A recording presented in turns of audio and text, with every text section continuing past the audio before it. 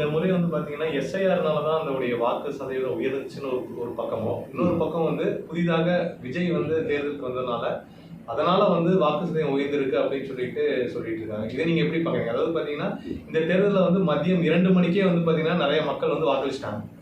Evening 4 மணிலிருந்து 6 மணிக்கு எல்லா வாக்குச்சாவடியும் வந்து வெறிச்சோடி காணப்பட்டுச்சு. இதோடைய அதாவது ஒன்று வந்துங்க 11 மணிக்கு பிறகே வந்து வெயில் வந்து தாக்கம் அதிகமாகிடுது. அதனால் காலையில் நேரத்தில் வந்து வாக்களிக்க வந்திருக்கிறது ஆர்வத்தோடு வந்து வாக்களித்து போயிருப்பாங்க. அதுக்கு பிறகு 4 மணி 4:30 மணிக்கு பிறகு தான் 5 மணிக்கு பிறகு தான் கேள்விக்கிறாங்க. 2 விஷயம். நீங்கள் வந்து வாக்காளர் அந்த 81%, 82% இந்த கோயம்புத்தூரில் 85% வர்றதுக்கு நம்ம முக்கியமான காரணம் அந்த பணப்பட்டுவாடா ஒரு காரணம் ஆச்சுங்களா. அந்த கம்பல் பணம் கொடுத்து அவங்களுக்கு பரிசு பொருள் கொடுத்து அப்போது அவங்களை வந்து நிர்பந்தம் செய்கிறார்கள். நீ வந்து வாங்கிட்ட ஓட்டு போடு, வந்து ஓட்டு போடு அப்படிங்கிறது தான் அதனுடைய கட்டுப்பாடு. இப்போ வந்து 1 லட்ச ரூபாய் கையில் கொடுத்து விட்றாங்க. 10,000 ரூபா அந்த கொடுக்குற கையில் எடுத்துக்கணும். 3,000 ரூபாய் கொண்டு போய் வாக்காளர்கிட்ட கொடுன்னு சொல்கிறாங்க. அவன் கரெக்டாக வந்து 30 பேர்த்த கூப்பிட்டு வந்து ஓட்டு போட வச்சிடறான்.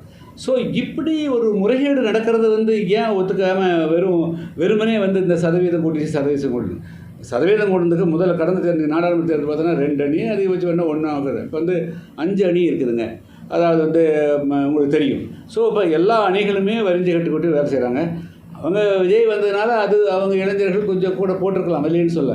பட் அது மட்டுமே காரணம் இல்லை. தமிழ்நாட்டில் இந்த பணப்புழக்கத்தினால அது நிர்பந்தப்படுத்தப்பட்டு வாக்காளர்கள் வாக்குச்சாவடிக்கு அழைத்து வரப்பட்டிருக்கிறார்கள். அதுபோக வந்து இப்போ எஸ்ஐஆரை நீக்கிறதுனால சதவீதம் ஆட்டோமேட்டிக்காக வந்து முதல்லையும் இப்படி தான் இருந்திருக்கும்.